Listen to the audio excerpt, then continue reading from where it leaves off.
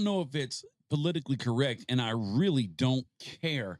I titled, I believe, this H99 Phineas Gage video as skinny on size, fat on flavor. I am not fat shaming anything, even this cigar. I'm Bob the Cigar Guy, Travelers Rest, South Carolina, and I'm about to fire this puppy up because I'm looking forward to it. While I'm doing that, let me read to you a little bit.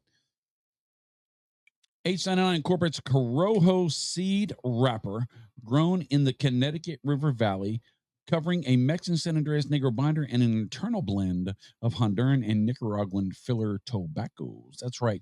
It is the H99 blend. And if you know me, you know that I do love an H99. And the Phineas Gage is one of my favorites.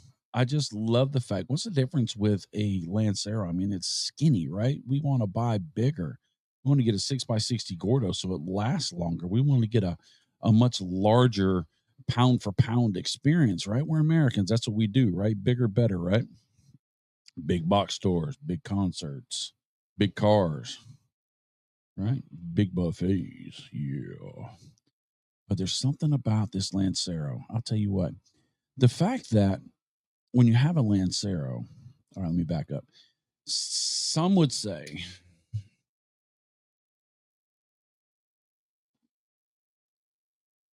based upon the wrapper and the blend of different cigars, that almost 80% of flavor can be imparted just from the wrapper. Not in all blends, not in all cigars, but they say between 50 to 80% is in the wrapper. So regardless, the wrapper imparts much flavor, right?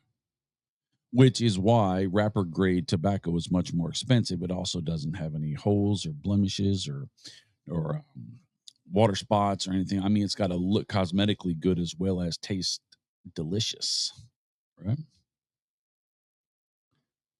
But with the Lancero, if you think about it, the diameter of that cigar, if you do it in percentages, there's a larger percent of the wrap. If you took off the wrapper leaf and you weighed it, and you took off the binder leaf and you weighed it, and you took off the filler and you weighed it, and then you broke it in percentages, there would be a higher percentage of a wrapper to filler ratio on a Lancero compared to a Gordo.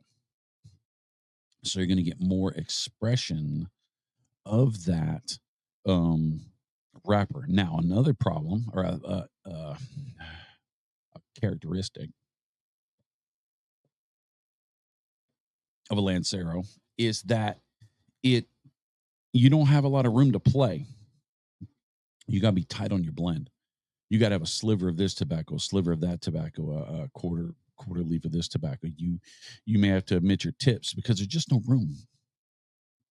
It's tight and tiny, so you're having to micro that thing down, right? Another challenge for Lancero is, other than the funky Vitolas, the weird shaped stuff, the odd ends and stuff like that, Lancero is one of the hardest cigars to roll because it is thin. They don't roll these for a hobby. They roll these for a quantity, right? You got to do, let's say 200. I don't know how many you have to do. You got to do 200. You got to do 400. You got to do 600 a day, right? Every day. And so rolling in such a tight and tiny roll, and you got to have it tight, but it's got to be so small. It wears them hands down. All right. I mean, you're grinding, you're working. This is your career for years. And you get on them Lanceros, boy.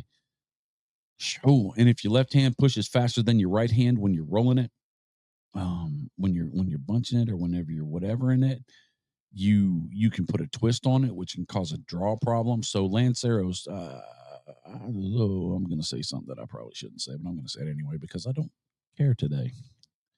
I'm salty today. So good.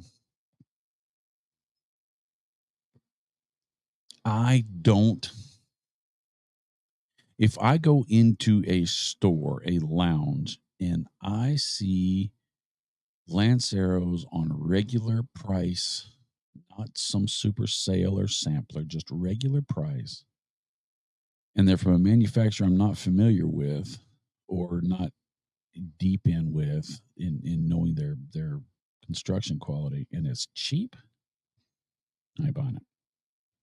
I ain't buying it because Lanceros are hard to do. And if you can sell a Lancero for little to nothing on regular price, not sale price. Everybody loves sale price, right? I love sale price. But just on the regular MSRP,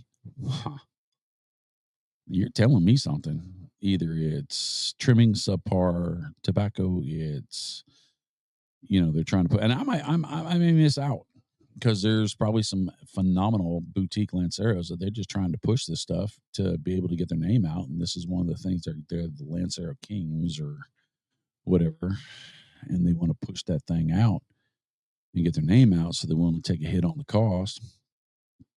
All right, I'll wait.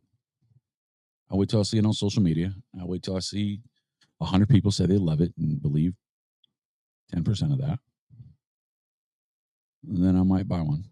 I'm being honest. So when you see this Phineas Gage at a price point of a Robusto, but that's not as much tobacco. You don't understand the quality that you have to put into that. You don't understand you may not understand the experience that it takes to make these cigars and how much quality control and time is into it. Yes, you don't have as much raw material, but you have a lot of sweat equity in it. Now, I'm not saying the Robusto and the Gordos and everything else are poor quality construction. That's not true. I've actually been out to the Drew Estate factory in Nicaragua, and I can tell you for sure, quality control is quality control, and it's every stinking where. It's everywhere. Amazing. But you get that full H99 experience in this Lancero. One of the things I like about this Lancero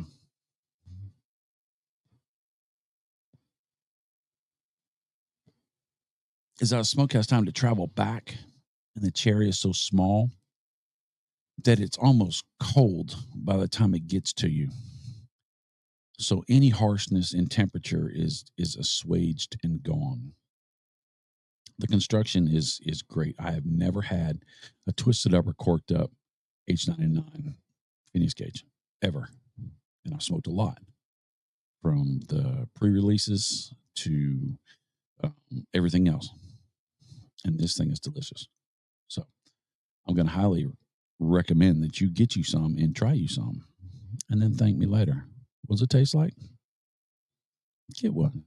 Find out. If you smoked an H99, this is an H99 that's even fuller. I'll tell you that.